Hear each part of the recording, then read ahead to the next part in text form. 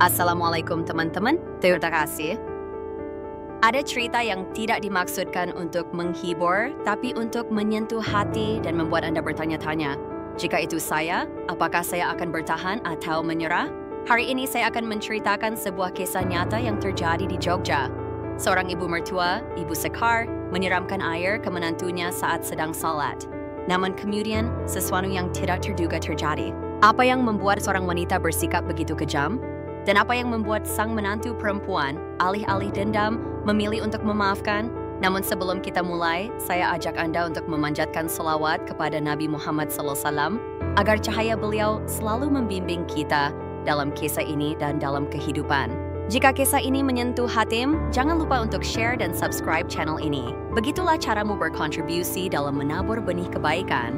Dan siapa tahu, kamu bisa membukakan jalan keluar bagi seseorang di tengah kegelapan. Di negeri tempat embun pagi turun bagaikan air mata dari surga, terdapat sebuah desa kecil yang terletak di tengah pegunungan dan hutan yang sunyi. Di sana, Bitna tinggal bersama ibunya di sebuah rumah jerami dengan dinding tanah retak seperti hati orang miskin sejak lahir. Namun matanya, seperti dua tetes air berkilau yang baru saja ditangkap dari hujan pertama musim ini, selalu bersinar dengan cahaya aneh, iman. Bitna tidak cantik menurut standar biasanya. Kulitnya kecoklatan, tangannya kurus karena mencabuti rumput liar, membawa air, dan membantu ibunya menanam sayuran setiap hari. Tapi ada sesuatu dalam dirinya yang membuat orang tidak bisa mengalihkan pandangan mereka. Kedamaian seperti bunga liar di antara bebatuan, seperti bulan purnama yang terbit dari kegelapan malam. Bitna adalah gadis yang lemah lembut, hidup ikhlas, tidak licik, tidak penipu, dan selalu mengutamakan rasa sayang terhadap orang lain di atas kepentingan pribadi. Meski berasal dari keluarga miskin, namun ia tetap menjaga kerendahan hati dan harga diri. Keimanan yang kuat pada dirinya ibarat cahaya yang tak pernah padam, menerangi jalan baginya untuk menjalani kehidupan yang baik setiap hari. Meski segala sesuatu di sekitarnya penuh dengan kekurangan dan tantangan. Pada suatu sore di penghujung musim gugur, angin bertiup melalui pepohonan kering dan dedaunan kuning bergoyang di udara. Bitna berlutut untuk berdoa di bawah teras rumah tanah yang bobrok. Sinar matahari pucat menyapu bahu kemeja coklatnya yang lusuh. Aroma dupa tercium tipis di ruang sunyi seolah merangkul semua kesepian. Pada saat itulah Bayu, yang berdiri di bawah naungan pohon asam di Jalan Tanah Merah, berhenti di depan keheningan yang tidak biasa itu, melihatnya. Sebuah momen yang membeku dalam keabadian, dan selamanya tampilan itu tidak bisa dilupakan. Bayu, putra satu-satunya dari keluarga Sekar, keluarga bangsawan di daerah itu, adalah seorang pria berpenampilan tenang, mata yang dalam, dan suara yang hangat. Meskipun ia kaya dan dibesarkan dalam kemewahan, ia tidak sombong. Bayu terkenal dengan toleransi dan kesopanannya, terutama tidak pernah memandang rendah atau menindas orang miskin. Ia percaya bahwa nilai kemanusiaan tidak terletak pada asal-usulnya, tetapi pada kebajikan. Selama perjalanan survei tanah untuk membuka pertanian organik, sebuah proyek yang dia hargai untuk membantu petani lokal memiliki pendapatan yang berkelanjutan. Takdir membawanya ke teras depan Bitna. Lama sekali ia berdiri diam, memandangi gadis kurus di tengah asap dupa di bawah sinar matahari sore, dan perasaan kagum serta sedih muncul di hatinya yang tak bisa disebutkan namanya. Keesokan harinya, Bayu datang ke rumahnya, bukan dengan penampilan orang kaya, melainkan seperti teman jujur yang berkunjung dari jauh. Di tangannya ada sekantung beras yang cukup untuk bertahan beberapa minggu, beberapa buku tua namun dibungkus dengan hati-hati, dan sorot matanya yang bersinar dengan ketulusan yang langka. Saya tahu Anda tidak kekurangan keyakinan, hanya kesempitan. Saya sedang memulai pembebitan dan saya ingin mengundang Anda untuk membantu mengurusnya. Bukan sebagai karyawan, tetapi sebagai mitra. Bitna terkejut sesaat. Ibunya waspada. Namun tidak ada paksaan. Tidak ada kata-kata yang berlebihan. Hanya pria yang sopan, berbicara perlahan, dengan mata tak berkedip dalam hal kepercayaan. Mereka merasakannya, ini bukanlah permainan yang disayangkan. Setelah semalaman penuh kekhawatiran dan ingin ibunya meringankan kesulitannya, Bitna mengangguk. Bukan karena dia percaya pada keberuntungan, tapi karena untuk pertama kalinya dia mempercayai orang asing. Sungguh, sejak saat itu di antara pepohonan muda dan deretan sayuran hijau, Bitna dan Bayu menjadi akrab. Dia tidak sinis, tidak sombong, tapi berbicara padanya dengan rasa hormat yang jarang. Bitna bercerita tentang saat-saat dia lapar dan hanya bisa makan bubur encer dengan garam, tentang malam-malam saat hujan dan harus menutupi atap dengan karung tua. Dan Bayu bercerita tentang dunia yang belum pernah dilihatnya, pesta, impian besar, dan kesepian karena menjadi putra satu-satunya di keluarga kaya namun dingin. Bayu melamar hanya dalam waktu 2 bulan. Berita ini menyebar dengan cepat ke seluruh wilayah seperti dongeng terbalik. Sang pangeran memilih untuk menikahi seorang gadis miskin sebagai istrinya. Namun bagi Bu Sekar, ini bukanlah dongeng, melainkan sebuah penghinaan. Tidak mungkin ibu membiarkan hal itu terjadi. Dia berteriak ketika Bayu membuka mulutnya. Apakah kamu terkena amnesia, seorang anak yang tidak berpendidikan, tidak memiliki latar belakang keluarga, dan tidak pantas menyandang nama keluarga kita? Selama aku masih hidup, dia bahkan tidak akan melangkahkan kaki melewati pintu. Dia akan mencemari seluruh garis keluarga. Dia memecahkan tekote, merobek undangan pernikahan yang diberikan Bayu, dan menyatakan bahwa dia tidak akan mengakui anaknya jika dia menikah dengan Bitna. Selama minggu berikutnya, dia mengunci kamarnya, menolak makan atau minum, dan bahkan tidak melihat ke arah putranya. Tidak ada pelunakan, tidak ada peluang kompromi. Baginya, ini bukan lagi soal pernikahan, melainkan pertarungan terhormat. Namun Bayu tidak goyah. Dia diam-diam mempersiapkan pernikahan, tidak menguntit, tidak ada tamu terhormat. Pernikahan tersebut dilangsungkan di halaman belakang sebuah showball kecil, di bawah terpal putih yang dibentangkan sementara dan beberapa karangan bunga liar yang disusun dalam vas kaca tua. Tidak ada musik keras, tidak ada kembang api, tidak ada persembahan yang rumit. Yang ada hanyalah Bitna dalam balutan audai putih tua yang dirapikan ibunya sendiri, rambutnya diikat di sanggul, wajahnya berseri-seri bagaikan bunga teratai di tengah lumpur. Ada beberapa tamu, petani yang pernah dibantu oleh Bayu, beberapa tetangga lama yang berterima kasih kepada Bitna. Tidak ada yang banyak bicara, tapi mata yang mereka berikan kepada gadis kecil itu penuh simpati dan kekaguman. Mereka tahu, memasuki rumah bangsawan dengan tangan kosong dan hati yang lemah lembut bukanlah hal yang mudah. Bitna tersenyum lembut sambil memegang tangan suaminya, seolah-olah pada saat itu dia siap melangkah ke dalam badai selama dia memiliki keyakinan dan pria di sisinya. Namun badai dimulai begitu dia melangkah melewati depan pintu rumah suaminya. Sejak hari itu, hidupnya berubah menjadi neraka. Rumah keluarga Bayu sebesar dan sedingin istana yang ditinggalkan. Dindingnya tinggi, berwarna abu-abu. Lantai batunya dingin bahkan di musim panas. Bitna memperbuat hantu, Gamna tersesat di tempat yang bukan miliknya. Di hadapan Bayu, Bu Sekar adalah sosok ibu yang angkuh namun tenang. Dia tidak terlihat ramah terhadap Bitna, tapi juga tidak menentangnya dengan keras. Sesekali, dia mengangguk acuh tak acuh, menjaga wajahnya sedingin batu agar putranya tidak curiga. Namun saat Bayu keluar rumah, wajahnya langsung berubah, seperti topeng nyelip. Dia dingin dan kejam, setiap kalimat dan setiap kata ditujukan langsung ke Bitna seperti jarum yang meneteskan asam. Gadis malang ini ingin menjadi pengantin keluarga ini? Apakah menurutmu kamu layak? Lihat kembali asal-muasalmu. Dia tidak perlu berteriak, dia hanya berbicara secukupnya agar didengar, namun matanya dipenuhi rasa jijik, membuat udara di dalam rumah kental seperti kabut berakun. Kekejaman itu bukanlah sebuah cambuk, melainkan setiap luka tajam di matanya, setiap tawa sarkastik, setiap keheningan saat Bitna menyapanya. Makanan yang disantapnya memang pahit, namun Bitna hanya berani duduk di tepi matras sambil menundukkan kepala untuk mengambil setiap butir nasi dingin. Jantungnya bergetar seperti daun musim dingin.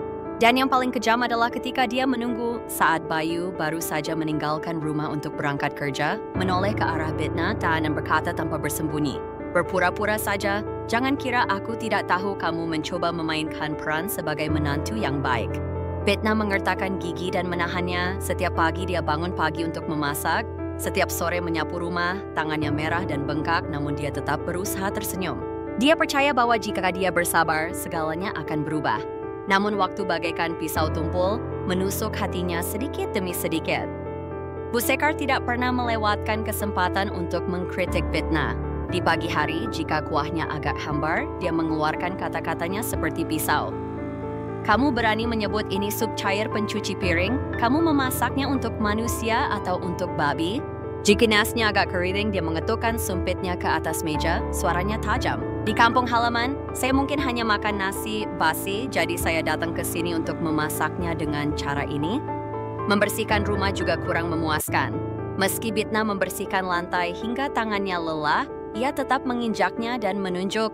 Debu begini, kamu bilang bersih? Atau matamu hanya melihat berkah orang kaya sehingga tidak melihat kotoran? Noda di kaca, sorban yang miring, vas bunga yang tidak memuaskan, semua menjadi alasan dia memarahinya. Ketika dia melihat Bitna duduk dan menjahit bajunya yang robek, dia berjalan mendekat, melihat dari atas dan menyeringai. Apakah menurutmu menjadi miskin dan menjahit akan menjadikanmu istri seseorang? Membosankan untuk dilihat. Orang sepertimu hanya akan merusak wajah seluruh keluarga ini. Tak ada yang cukup baik di mata Bu Sekar. Meski Bitna bekerja seharian, jika ia hanya sekedar menarik napas atau berhenti sejenak untuk menyeka keringat, ia bisa langsung berkata, "Parasit pemalas, cobalah menjadi menantu dari keluarga lain untuk melihat apakah kamu bisa bertahan. Kamu masih bisa dibesarkan di sini. Jadi kenapa kamu mengeluh?" Begitu saja hari demi hari, dia menghajar Bitna dengan kata-kata kasar yang menetes seperti asam. Setiap perkataan, setiap pandangan, ibarat pisau tajam yang menusuk luka yang belum sembuh. Sorot matanya bukan hanya penghinaan, itu adalah penilaian yang dingin, seolah-olah Bitna adalah noda yang tak terhapuskan dalam garis keluarga. Kata-katanya tidak perlu keras-keras, tetapi setiap kata mempunyai duri di dalamnya. Keberadaanmu di sini sungguh memalukan. Aku tidak butuh orang munafik untuk mengecat rumah ini. Atau terkadang, hanya melihat sekilas ke samping saat Bitna lewat sudah cukup untuk membuat gadis muda itu merasa sekecil debu di aula kekuasaan. Itu bukan sekedar kritikan belaka, melainkan cara Bu Sekar menyiksa hingga membuat Bitna lupa bahwa dirinya dulunya adalah seorang manusia. Pada suatu sore yang tenang, saat melewati kamar Bu Sekar, tanpa sengaja Bitna melihat pintunya terbuka sedikit. Tanpa suara, dia tiba-tiba berhenti berjalan, seolah ada sesuatu yang menahan hatinya. Di bawah remang-remang cahaya matahari terbenam melalui tirai, ia melihat Bu Sekar duduk tak bergerak di kursi rotan tua, matanya menatap foto tua yang sudah menguning. Itu adalah foto Bayu ketika masih muda, berdiri di samping seorang gadis cantik berwajah ramah dan bermata lembut. Angin yang berlalu dengan lembut membawa serta suara gumamannya. Suaranya bergetar seperti angin yang pecah. Seharusnya aku yang menjadi istri Bayu. Kenapa gadis itu muncul? Kenapa semuanya menjadi seperti ini? Bitna berdiri tercengang. Semua kesedihan tiba-tiba mempunyai bentuk dan nama. Ternyata, bertahun-tahun dihina dan dikritik bukan karena dia salah, tapi karena dia pengganti. Dia bukanlah suatu pilihan, dia hanyalah bayangan yang mengintervensi mimpi buruk ibu mertuanya. Saat itu, Bitna tidak menangis. Namun di dalam hatinya, ada bagian lembut yang baru saja patah. Bukan karena omelannya, tapi karena kenyataan pahit bahwa dia tidak pernah terpilih. Keputusasaan yang membara melonjak seperti gelombang hitam, membawa serta harapan kecil yang telah ia coba pelihara. Dia merasa seperti seseorang yang memegang tangan seseorang di tebing dan dilepaskan begitu saja. Kekecewaan naik ke tenggorokanku, mencekikku. Namun ketika segalanya tampak runtuh, di suatu tempat di Abu, bagian kuat dari dirinya masih menyala terang. Bukan karena dia dicintai, tetapi karena dia tahu dia pantas mendapatkan sesuatu yang lebih baik. Meski hatinya berat, Bitna tetap berdiri. Setiap pagi, ia membungkus kesedihannya dengan jilbab, lalu terus menjalani hidup, seolah tak pernah terjatuh. Dia tidak membiarkan dirinya memudar karena kepahitan. Iman lebih dari sekedar doa, itu adalah sewatan yang menjaganya agar tidak hancur. Allah tidak akan menguji seseorang melebihi batas kemampuannya. Bisiknya seperti makian karena putus asa. Tapi dia tidak tahu bahwa di balik pintu yang tampaknya familiar itu, tantangan yang lebih kejam sedang menunggu dengan tenang. Seperti kegelapan yang diam-diam menjebak hatinya, Bitna menceritakan semuanya pada Bayu, setiap kata pahit, setiap tatapan sejelas pedang ibu mertua. Dia tidak meminta pembelaan, dia hanya ingin dimengerti. Bayu memeluknya, suaranya lembut seperti biasa. Aku tahu ini agak sulit bagi ibu, tapi dia sudah tua. Berusahalah sebaik mungkin. Kata-kata itu masuk ke telinga Bitna seperti setetes air dingin yang jatuh ke luka yang belum juga sembuh. Bukan karena dia tidak mencintainya, tapi karena dia tidak melihatnya. Dia tidak melihat perang diam-diam yang dia jalani setiap hari. Dia tersenyum kecut, tapi di dalam hatinya, sesuatu diam-diam runtuh. Bitna menyadari, dia berjuang sendirian, bahkan dalam cinta yang pernah dia anggap sebagai tempat teraman. Suatu pagi, saat Bitna sedang menyempatkan diri untuk sholat duha sambil membersihkan lantai, Bu Sekar muncul entah dari mana. Dia berteriak, "Apakah menurutmu ini kuil? Kamu berani berlutut di sini sambil bekerja?" Tanpa menunggu reaksinya, dia melemparkan baskom berisi air pembersih lantai langsung ke Bitna. Jilbabnya lepas, rambutnya basah, wajahnya pucat. Tanpa menunggu reaksinya, dia melemparkan baskom berisi air pembersih lantai langsung ke Bitna. Jilbabnya lepas, rambutnya basah, wajahnya pucat. Pakaian tipis itu menempel di kulitku dan terasa dingin. Namun Bitna tidak mundur. Meski gemetar, dia tetap berlutut, berusaha memaksakan setiap tarikan napasnya untuk menyelesaikan doanya yang belum selesai. Bibirnya yang pucat masih bergerak berdoa, tangannya yang basah dan dingin masih terkatup penuh hormat. Di bawah lantai ubin yang basah dan tatapan mata yang menghina, dia masih mempertahankan keyakinannya, seperti lilin yang menyala di tengah badai. Sekar sangat marah hingga tidak bisa lagi menjaga wibawanya seperti biasanya. Dia mengayunkan sendok kayu dan memukul tepat di kepala Bitna, menyebabkan darah muncrat ke pelipisnya. Tidak berhenti, seolah terjebak dalam amarahnya sendiri, dia berteriak dan mendorong Bitna dengan keras hingga menyebabkan Bitna terjatuh ke lantai. Dia berbaring meringkuk, tangannya memegangi luka berdarah, tubuhnya gemetar dalam diam seperti daun yang diinjak-injak di bawah kakinya. Saat itu, bel pintu berbunyi. Agresi di wajah Sekar langsung hilang seolah tak pernah ada. Dia merapikan bajunya, menggunakan syal untuk menutupi separuh wajahnya yang memerah karena marah, lalu menoleh ke Bitna, suaranya menjadi seringan angin. "Bersihkan, dan jangan biarkan siapapun tahu tentang ini. Apakah kamu mendengarku?" Bitna mengangguk dalam diam, merangkak di tengah genangan air dan darah, menghapus semua jejak seolah-olah tidak pernah terjadi apa-apa. Dalam hatinya, rasa sakit fisik tidak sebesar rasa sakit karena menyaksikan kekejaman yang terselubung sempurna dan begitu mengerikan. Bitna tidak menangis. Dia hanya menatap ibu mertuanya dengan tatapan liar, lalu diam-diam berdiri, membuka kerudungnya dan berjalan kembali ke kamar. Malam itu, dia bercerita pada Bayu, tapi dia hanya mengerutkan kening. "Mungkin kamu terpeleset dan jatuh dan terlalu banyak membayangkan. Ibuku tidak seburuk itu." Malam itu, Bitna berbaring membelakangi Bayu, matanya terbuka lebar di kegelapan. Tidak ada satupun isak tangis, tidak ada satupun air mata yang jatuh. Namun di dalam hatinya, dia tampak mengeluarkan darah sedikit demi sedikit. Dia tercengang.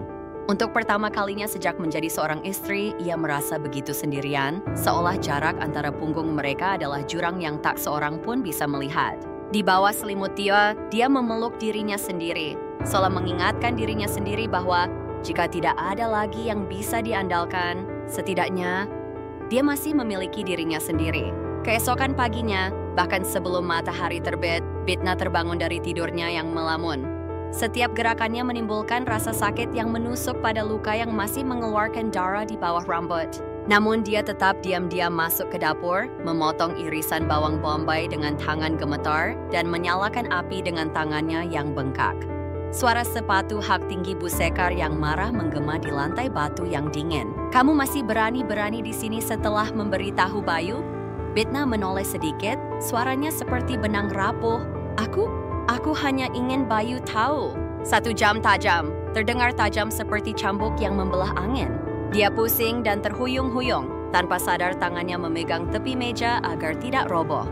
Pipi terasa panas, telinga berdenging, dan dunia tiba-tiba miring ke samping. Sekar mengucapkan setiap kata, matanya seperti bilah dingin. "Apakah menurutmu anakku akan berdiri di sisimu? Siapa kamu hingga ingin memisahkan hubungan keibuan? Dia adalah darah dagingku. Aku membesarkannya setiap hari. Bukan kamu, berhentilah bermimpi." Bitna berdiri membeku, matanya merah, air mata mengalir, tapi dia tidak berani jatuh. Dia tidak menjawab, dia tahu. Kata-kata apapun yang dia ucapkan sekarang hanya akan membuat bilahnya menusuk lebih dalam. Dan seperti biasanya, dia menelan rasa sakit di hatinya. Diam-diam, seperti bagaimana wanita yang paling lemah bisa menjadi yang terkuat, ketika tidak ada lagi yang tersisa untuk membela mereka. Setelah kejadian itu, Bitna hanya ingin kembali ke sisi ibunya, di mana semangkuk nasi berisi air mata 1000 kali lebih hangat dari tatapan cibiran keluarga suaminya. Dengan ragu ia meminta izin pada Bayu, matanya menyembunyikan luka yang belum kering. Tapi Bayu menepisnya, suaranya tenang dan kejam. "Aku tidak ingin ada yang mengira istriku meninggalkan rumah hanya karena urusan sepel. Tetaplah di rumah." Dada Bitna menegang. Dia mengangguk, seperti biasanya. Dan kemudian dia berhenti berjalan. Bukan karena dia lemah, tapi karena dia mengerti. Tidak ada yang bisa menyelamatkannya. Sejak hari itu, Bitna hidup seperti bayangan yang diam-diam melewati koridor batu yang dingin. Masih masak, masih bersih-bersih, masih berdoa. Seakan-akan hatiku tak pernah terkoyak.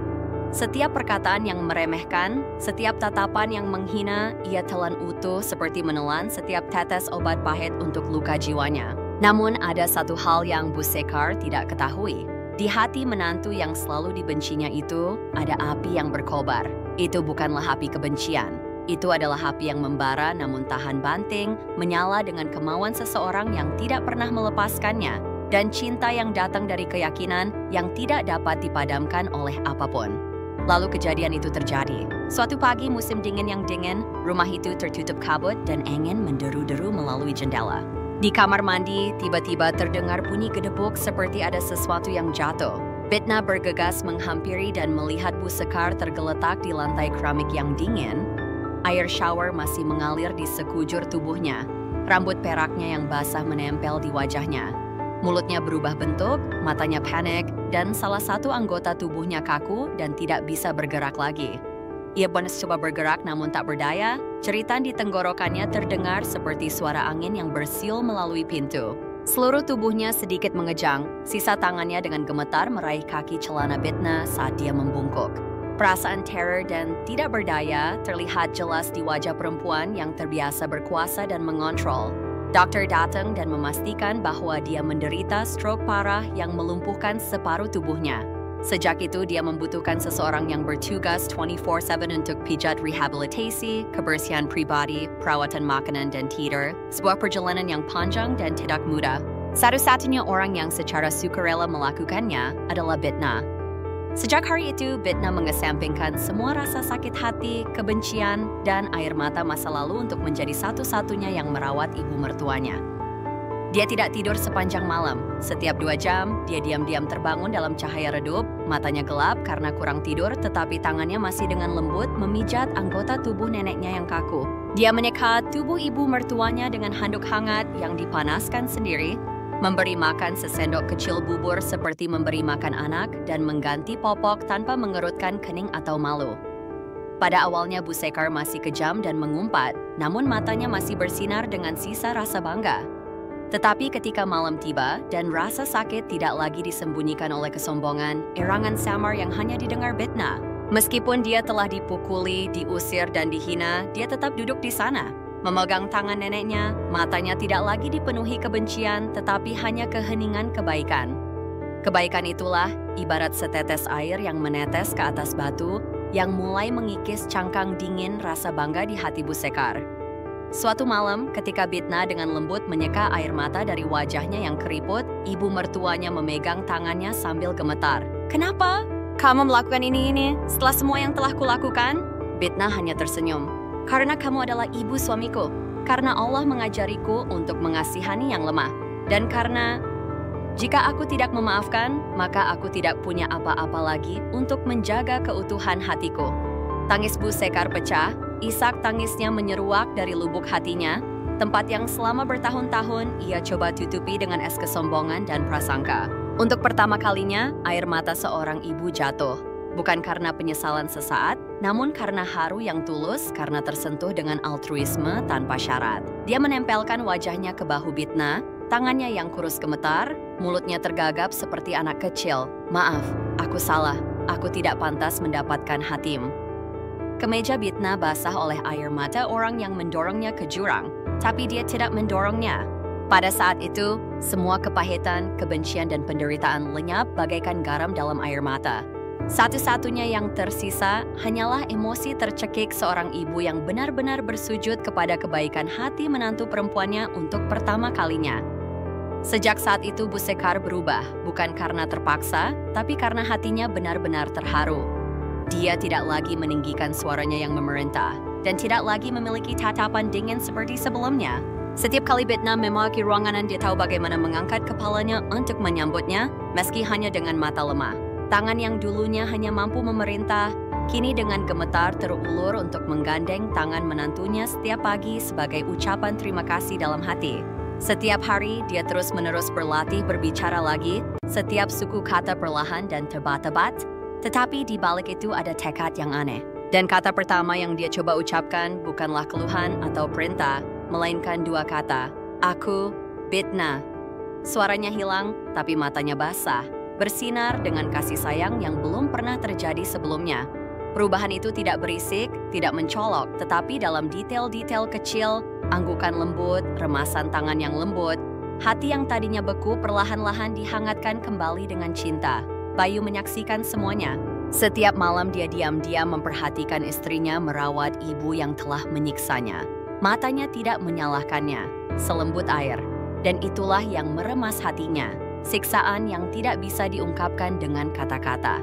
Suatu malam, ketika semua orang tertidur, dia diam-diam berlutut di depan istrinya.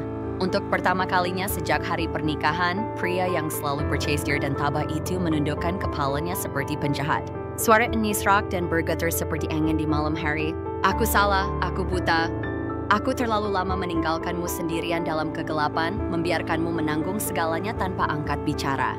Kupikir cinta saja sudah cukup, tapi ternyata cinta tanpa perlindungan hanyalah kelemahan. Maafkan aku, Bitna. Jika kamu bisa. Dia tidak mengatakan apa-apa, hanya mengangguk sedikit, tapi di dalam anggukan itu ada lautan pengampunan. Itu bukanlah kelemahan, tapi pilihan seseorang yang memahami rasa sakit dan memutuskan untuk tidak membiarkan rasa sakit menguasai dirinya. Bitna meletakkan tangannya di punggung Bayu dengan lembut seolah menghibur anak kecil yang baru kembali dari tersesat. Dia tidak perlu mengingatkannya akan masa lalu, karena matanya saat itu mengungkapkan semua penyesalannya. Dan pada saat itu mereka berpelukan dalam diam, tapi itu adalah pelukan yang nyata, mendalam di dalam jiwa. Dua orang yang pernah tersesat dalam gurun kesalahpahaman akhirnya menemukan jalan kembali. Sebuah balasan, bukan dengan kata-kata, tapi dengan hati. Bitna kini telah menjadi bagian nyata dari keluarga, tidak hanya dalam nama, tapi juga dalam cinta. Tugas yang dulunya membebani dengan air mata, kini ia kerjakan dengan senyuman damai. Setiap santapan yang dimasak, setiap sudut rumah yang dibersihkan, mengandung perasaan rela dan tentram. Di mata ibu mertua ada kehangatan, di perkataan suami ada rasa berbagi. Dan di dalam hatinya, untuk pertama kalinya setelah bertahun-tahun, ada kedamaian tanpa usaha. Bayu diam-diam membuka kotak kayu tempat ia menyimpan seluruh tabungannya selama ini. Tanpa mengucapkan sepatah kata pun yang berbunga-bunga, dia meletakkan tumpukan uang itu ke tangan istrinya, matanya berkaca-kaca namun mantap. Aku tidak bisa memutar waktu untuk menghapus luka yang telah kamu derita. Tapi aku bisa memberimu ini sebagai komitmen untuk masa kini dan masa depan. Mulailah sesuatu dari dirimu sendiri, sebuah perjalanan yang kamu pilih sendiri. Karena bagiku, kamu tidak hanya pantas mendapatkan yang terbaik, kamu adalah yang terbaik. Awalnya Bitna menarik tangannya kembali, matanya panik seolah uang itu adalah beban yang tidak berani dia sentuh. Bagaimana aku bisa menerima hal yang begitu hebat? Dia menggelengkan kepalanya, suaranya bergetar. Tapi Bayu tidak berkata apa-apa lagi, hanya meremas tangan istrinya dan menatap matanya dengan tenang dan tulus. Karena kamu berharga, dan karena aku percaya padamu, lebih dari aku percaya pada diriku sendiri. Tatapan itulah, tanpa desakan, tanpa paksaan, yang membuat Bitna terdiam. Dia mengangguk mengambil uang itu bukan dengan ambisi, tetapi dengan keyakinan baru. Percaya bahwa dia cukup kuat untuk memulai babak hidupnya sendiri. Bitna memulai toko makanan organik kecil di sudut rumahnya. Awalnya hanya batu-batu beberapa tandan sayur segar yang ditanamnya sendiri, beberapa botol madu hutan murni, dan sedikit beras merah bersih yang dikirim oleh seorang kenalan. Setiap produk dipilih dengan cermat olehnya, dikemas dengan tangan dan disertai dengan pesan kecil yang bijaksana. Makanan adalah anugerah dari bumi, gunakanlah dengan rasa syukur. Pelanggan lambat laun datang bukan hanya karena kualitasnya, tapi karena merasakan kebaikan di setiap barangnya. Dia dengan hati-hati membagikan cara penggunaan, memberikan saran khusus, dan selalu menjaga harga tetap masuk akal. Dari sana, ia memiliki lebih banyak pelanggan tetap, kemudian berkembang menjadi dealer kecil. Ibu mertuanya, yang kini sudah pulih sebagian, kerap duduk di meja kasir, sesekali menerima pelanggan dengan senyuman lembut. Ditio juga secara pribadi membungkus kue daun dan membuat selai untuk membantu Bitna menjualnya. Bayu memanfaatkan waktu luangnya untuk membantu mengemas dan mengantarkan barang. Seluruh keluarga bagaikan satu kesatuan yang utuh, bekerja bersama, bersenang-senang bersama, berkembang bersama seperti kebun sayur di halaman belakang. Produk Bitna tidak hanya beras, tapi juga membawa keyakinan pada kebaikan, upaya yang gigih, dan pada seorang wanita yang pernah dipukuli, namun masih bisa berdiri dengan tangannya sendiri. Hanya dalam waktu 1 tahun, toko makanan organik kecil di Bitna telah menjadi tujuan yang akrab bagi masyarakat di daerah tersebut. Produknya sangat diapresiasi karena kebersihannya, kualitasnya, dan penuh kemanusiaan. Banyak pesanan dari jauh mulai berdatangan, lalu ia membuka toko online dan pendapatannya meningkat 3 atau 4 kali lipat dibandingkan pendapatan Bayu sebagai PNS. Bukan lagi wanita pendiam seperti dulu, Bitna kini dengan penuh percaya diri memberikan nasihat tentang produk dan menyelenggarakan sesi pelatihan tentang nutrisi dan kehidupan ramah lingkungan bagi masyarakat di desa. Surat kabar lokal juga menulis artikel yang memperkenalkannya sebagai teladan perempuan modern, kuat, penuh kasih sayang, dan tabah. Setiap kali ada tamu datang berkunjung, ibu mertuanya tidak bisa menyembunyikan harga dirinya. Suaranya berseri-seri seolah sedang memamerkan harta karun. Menantu perempuanku yang melakukannya, tangannya emas. Berkat dia, rumah ini secemerlang sekarang. Bayu tak ada hanya mensanai tetapi juga sangat bangga pada Bitna. Wanita yang pernah menderita secara diam-diam, kini telah membangun bisnis kecil-kecilan, baik hati dan berkelanjutan. Dia selalu membicarakannya dengan mata cerah, seolah berbicara tentang keajaiban dalam kehidupan sehari-hari. Setiap kali dia melihat istrinya sibuk menasihati pelanggan atau dengan lembut menyeka debu dari setiap paket, dia merasakan hatinya hangat, karena dia tahu bahwa dia tinggal di samping seorang wanita yang luar biasa. Sebagai rasa syukur kepada Allah dan juga sebagai anugerah bagi istri tangguh serta ibundanya yang telah bangkit, Bayu memutuskan untuk menggunakan seluruh pahala akhir tahunnya untuk mengajak seluruh keluarga berangkat umrah.